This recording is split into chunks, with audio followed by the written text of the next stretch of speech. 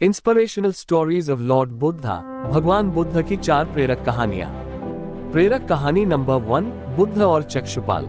एक बार भगवान बुद्ध जेतवन विहार में रह रहे थे। भिक्षु चक्षुपाल भगवान से मिलने के लिए आए थे। उनके आगमन के साथ उनकी दिनचर्या, व्यवहार और गुणों की चर्चा भी हुई। भिक्षु चक्षुपाल अंधे थे।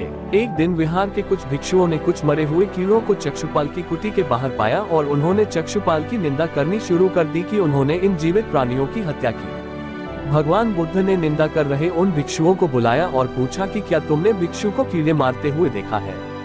उन्होंने उत्तर दिया नहीं। इस पर भगवान बुद्ध ने उन साधकों से कहा कि जैसे तुमने उन्हें कीड़ों को मारते हुए नहीं देखा, वैसे ही चक्षुपाल ने भी उन्हें मरते हुए नहीं देखा और उन्होंने कीड़ों को जानबूझकर नहीं मारा है, इसलिए उनकी भर्त्सना करना उचित नहीं है। भिक्षुओं ने इसके बाद पूछा कि चक्षुपाल अंधे क्यों हैं? उन्होंने इस जन्म में अथवा पिछले जन्म में क्या पाप किए? भगवान बुद्ध ने चक्षुपाल के बारे में कहा कि वे पूर्व जन्म में एक चिकित्सक थे। एक अंधी स्त्री ने उनसे वादा किया था कि यदि वे उसकी आंखें ठीक कर देंगे तो वह और उसका परिवार उनके दास बन जाएंगे। स्त्री की आंखें ठीक हो गईं, पर उसने दासी बनने के भय से यह मानने से इनकार कर दिया। चिकित्सक को तो पता था कि उस स्त्री की आंखें ठीक हो गई हैं। वह झूठ बोल रही है। उसे सबक सिखाने के लिए या बदला लेने के लिए चक्षुपाल ने दूसरी दवा दी। उस दवा से महिला फिर अंधी हो गई। वह कितना ही रोई पिटी, लेकिन चक्षुपाल जरा भी नहीं पसीजा। इस पाप के फलस्वरूप अगले जन्म में चिकित्सक को अंधा बनना पड़ा। प्रेरक कहानी नंबर 2, परिश्रम और धैर्य। एक बार भगवान बुद्ध अपने अनुयायियों के साथ किसी गांव में उपदेश देने जा रहे थे। उस गांव से पूर्वी मार्ग में उन लोगों को जगह जगह बहुत सारे गड्ढे खुदे हुए मिले। बुद्ध के एक शिष्य ने उन गड्ढों को देखकर जिज्ञासा प्रकट की, आखिर इस तरह गड्ढे का खुदे होने का तात्पर्य क्या है? बुद्ध बोले, पानी की तलाश में किसी व्यक्ति ने इतने गड्ढे खोदे हैं। यदि वह धैर्यपूर्वक एक ही स्थान पर गड्ढे खोदता तो उसे पानी अवश्य मिल जाता, पर वह थोड़ी देर गड्ढा खोदता और पानी न मिलने पर दूसरा गड्ढा खोदना शुरू कर देता। व्यक्ति को परिश्रम करने के साथ धैर्य भी रखना चाहिए। प्रेरक कहानी नंबर 3, अमृत की खेती। एक बार भगवान बुद्ध भिक्षा के लिए एक किसान के यहाँ पहुँचे। तथागत को भिक्षा के लिए आया देखकर किसान उपेक्षा से बोला, श्रमण, मैं हल जोतता हूँ और तब खाता हूँ। तुम्हें भी हल जोतना और बीज बोना चाहिए और तब खाना खाना चाहिए। बुद्ध ने कहा, महाराज, मैं भी खेती ही करता हूँ। इस पर किसान को जिज्ञासा हुई और वह बोला, मैं न तो तुम्हारे पास हल देखता हूँ, न बैल और न ही खेती का स्थल। तब आप कैसे कहते हैं कि आप भी खेती ही करते हो?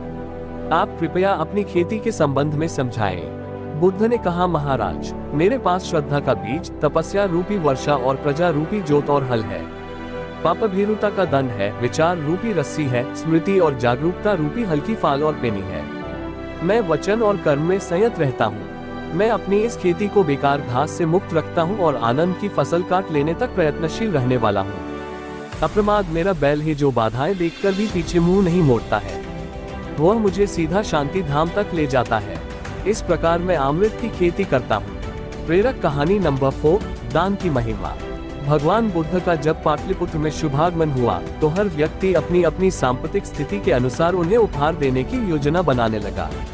राजा बिंबिसार ने भी कीमती हीरे, मोती और रत्न उन्हें पेश किए।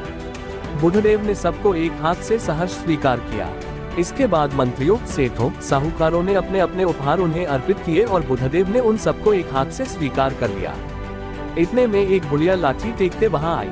बुद्धदेव को प्रणाम कर वह बोली, भगवान, जिस समय आपके आने का समाचार मुझे मिला उस समय मैं ये अनार खा रही थी।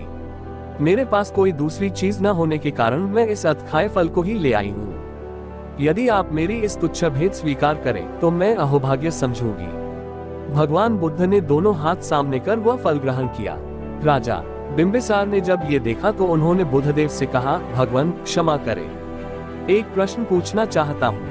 हम सबने आपको कीमती और बड़े बड़े उपहार दिए जिन्हें आपने एक हाथ से ग्रहण किया, लेकिन इस बुढ़िया द्वारा दिए गए छोटे एवं झूठे फल को आपने दोनों हाथों से ग्रहण किया, ऐसा क्यों?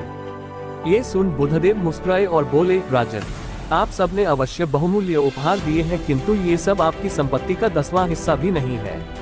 आपने ये दान दीनों और गरीबों की भलाई के लिए नहीं किया है, इसलिए आपका ये दान सात्विक दान की श्रेणी में नहीं आ सकता।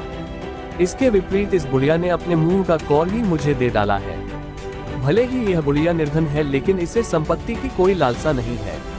यही कारण है कि इसका दान मैंने खुले हृदय से दोनों हाथों से स्वीकार किया है। हेलो दोस्तों, ऐसी ही मोटिवेशन, एजुकेशन और एंटरटेनमेंट की कहानी को सुनने के लिए अपने YouTube चैनल नेचर ध्यान कहानियां को लाइक, सब्सक्राइब और दोस्तों के पास शेयर जरूर करें। मिलते हैं अगले वीडियो में। धन्यवाद दोस्तों। और हाँ, अगर आपने अभी अपने YouTube चैनल को लाइक, सब्सक्राइब नहीं किया है तो फटाफट कर लीजिए ताकि आने वाली कहानियां आप तक पहुँचती रहे। आपका दिन शुभ मंगलमय हो। धन्यवाद।